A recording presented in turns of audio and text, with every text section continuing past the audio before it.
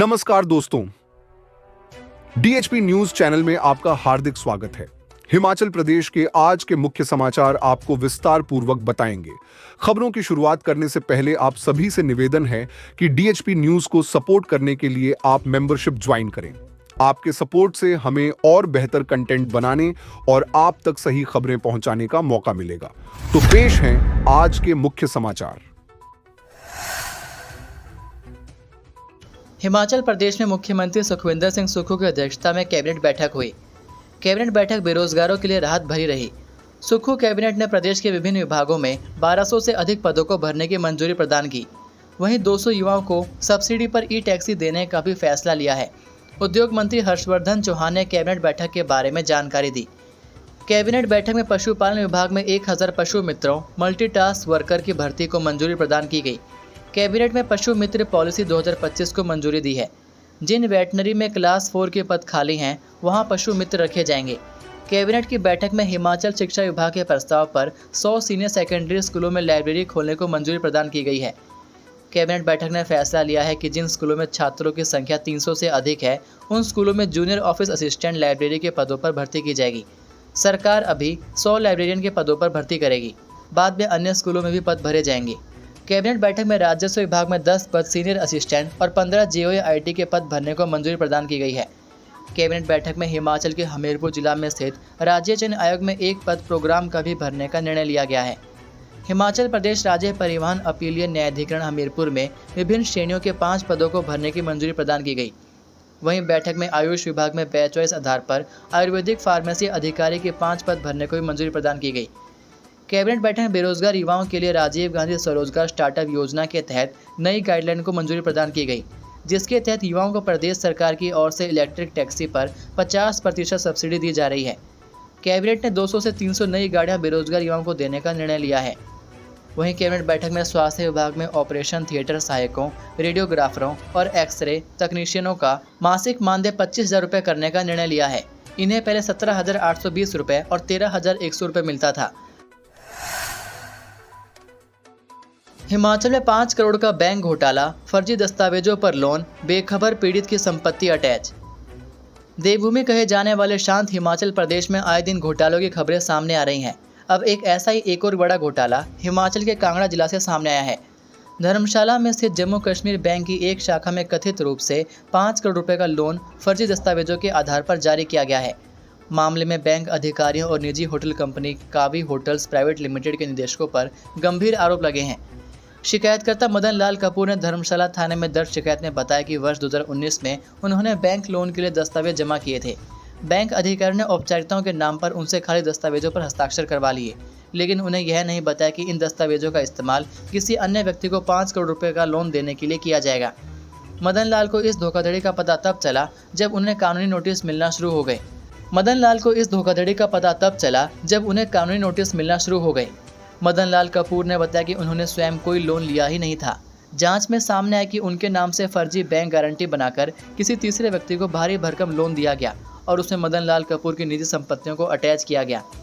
धर्मशाला police ने इस मामले में आईपीसी की धारा 420 के तहत एफआईआर दर्ज कर ली है। एएसपी कांगड़ा वीर बहादुर सिंह के अनुसार शिकायत की गंभीरता को देखते हुए दस्तावेजों की गहनता से जाँच की जा रही है। आरोपी पक्ष से पूछताछ भी जल्द शुरू की जाएगी। हिमाचल में 2 मासूम बच्चों के सिर से उठा मां का साया, पति सास ससुर पर लगे गंभीर आरोप। हिमाचल प्रदेश के मंडी जिले से एक दर्दनाक घटना सामने आई है। यहां एक 33 साल की महिला ने आत्महत्या कर ली है। बड़ी बात यह है कि महिला के 2 मासूम बच्चे भी हैं जिनके सिर से अब हमेशा के लिए मां का साया उठ गया है। यह खबर जितनी दुखद है उतनी ही चिंताजनक भी है, क्योंकि उसके पीछे एक ऐसी कहानी छिपी है जो समाज में गहरी जड़ें जमा चुकी घरेलू हिंसा को उजागर करती है। महिला की आत्महत्या पर उसके मायका पक्ष ने मृतका के पति पर गंभीर आरोप लगाए हैं। उनका कहना है कि उनकी बेटी को प्रताड़ित किया जा रहा था, उसके साथ मारपीट की जाती थी, लेकिन लोग लाज के चलते उनकी बेटी ने यह बात किसी को नहीं बताई, जिसका नतीजा यह हुआ कि परेशान होकर उसने आत्महत्या कर ली। वहीं मृतक महिला विनीता उर्फ बीतू के 2 बच्चों में एक बेटा जो 12 साल का है और एक बेटी मात्र 7 साल की है।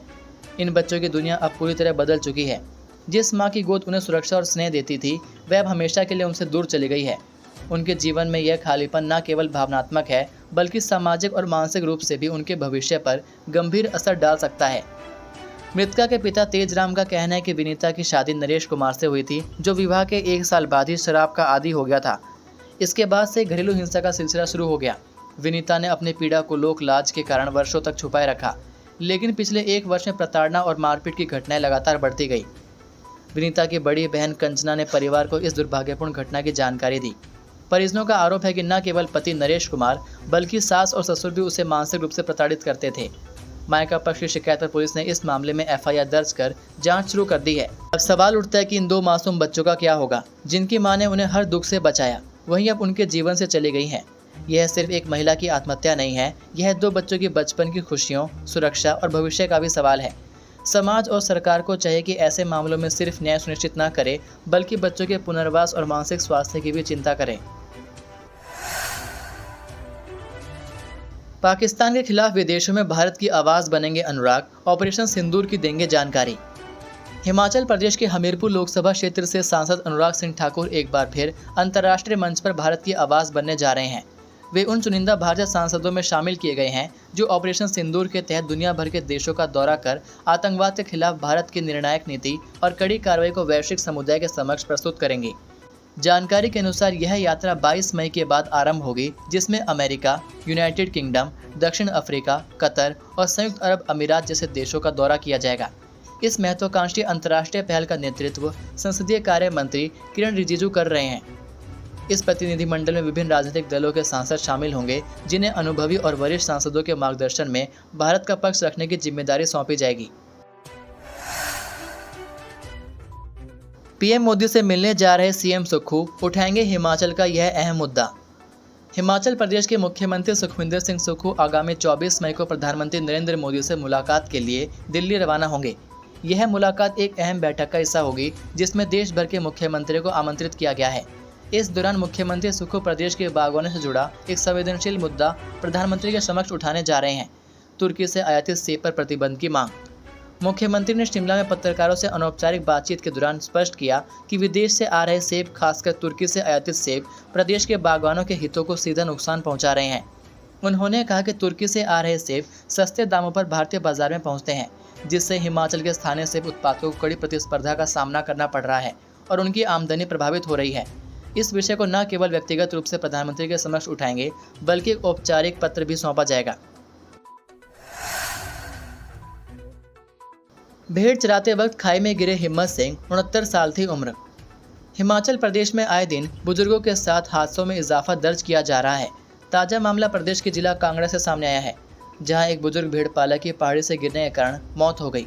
हादसा उस समय हुआ जब बुजुर्ग भेड़ पालक इंद्रहार पास की ओर अपनी भेड़ बकरियों को ले जा रहे थे।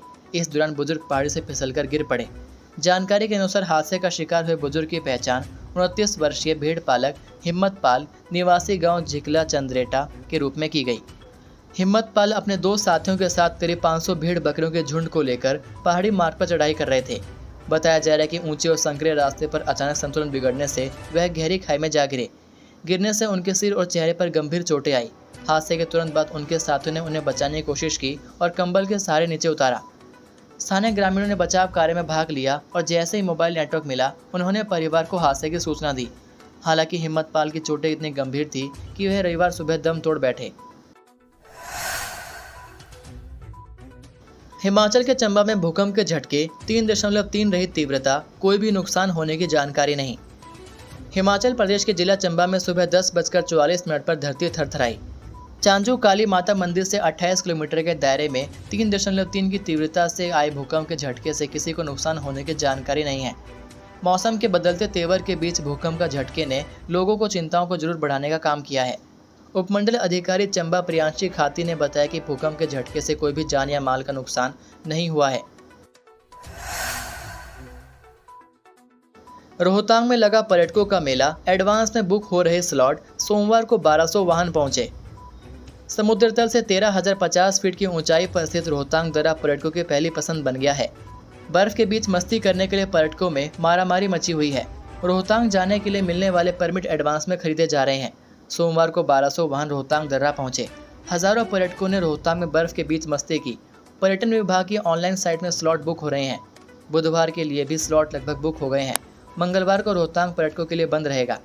सोमवार को पर्यटन विभाग की वेबसाइट से ऑनलाइन परमिट लेकर 1200 वाहनों में हजारों पर्यटक रोहतांग गए। बर्फ के बीच पर्यटकों ने रोहतांग में खूब मस्ती की। रोहतांग दर्रा यातायात के लिए बहाल हो गया है। रविवार को भी बड़ी संख्या में सैलानी बर्फ के दीदार के लिए रोहतांग पहुंचे थे। एनजीटी के आदेशानुसार रोहतांग के लिए रोजाना 1200 वाहन जा सकते हैं। इनमें डीजल के 400 जबकि पेट्रोल इंजन के 800 वाहनों को जाने की अनुमति है। पर्यटन विभाग की वेबसाइट में तेजी से स्लॉट बुक हो रहे हैं। बुधवार के लिए स्लॉट एडवांस में बुक हो गए हैं, जबकि वीरवार के लिए भी 30% से अधिक बुकिंग हो गई है। ये थे आज के मुख्य समाचार। हिमाचल प्रदेश की बड़ी खबरें रोजाना जानने के लिए सब्सक्राइब कीजिए DHP न्यूज़ चैनल को और बेल आइकन पर क्लिक करें, जिससे आपको प्रदेश की बड़ी खबरें हमारे द्वारा मिलती रहें। वीडियो को लाइक और शेयर ज़रूर कीजिए और आप हमारी वीडियो कौन से शहर से देख रहे हैं नीचे कमेंट करके ज़रूर बताइए। वीडियो में अंत तक बने रहने के लिए आपका बहुत बहुत धन्यवाद। जय हिंद, जय भारत, जय हिमाचल।